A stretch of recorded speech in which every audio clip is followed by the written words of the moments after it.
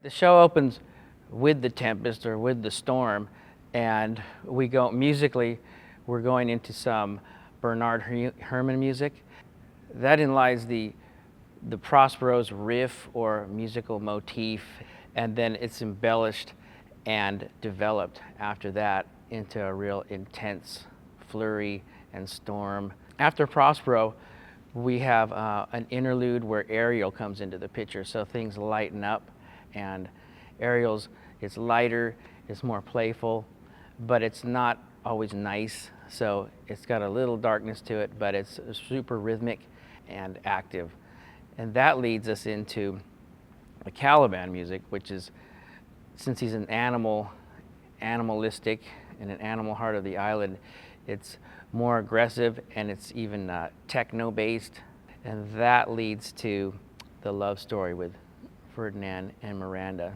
So there's a moment in the play where they see each other, they're immediately entranced with each other, and so there's a moment in the show that portrays that's interlude right before the ballad starts, and then the ballad's all about the Ferdinand and Miranda moment. What happens in the end of the story is Prospero actually has a change of heart, and he forgives everybody that's on the island and decides that he's not going to pit them against each other, and lets them free off the island and to sail away from everything. And so that's where we get the Prospero motif comes back into the picture, and then everything gets more triumphant and hopeful, and it's more about the freedom, the feeling of freedom that everybody experiences from getting released.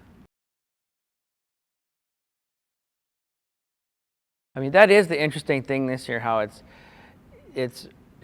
the big difference is I'm able to approach it like movie music and movie cues.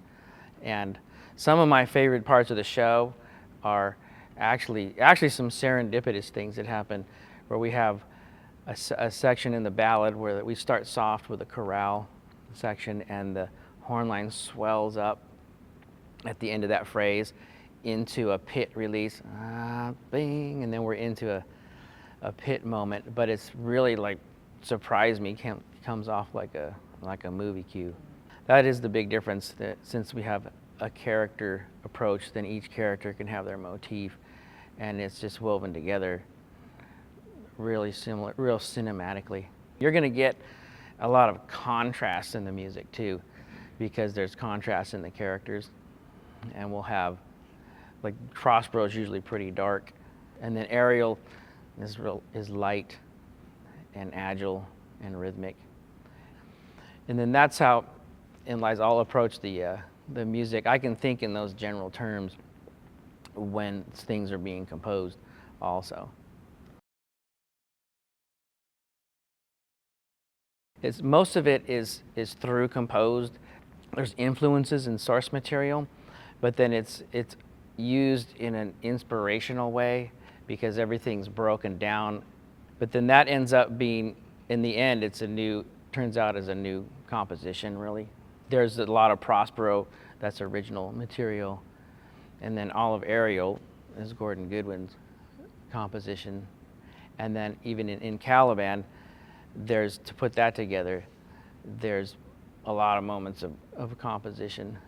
It's much more challenging, actually, because it's being orchestrated for many more instruments and a bigger group, and for a different intent also. When I'm putting the show together, and the first thing that happens is things get mapped out in a general global way, then everything's broken down and deconstructed and then recomposed in an original way.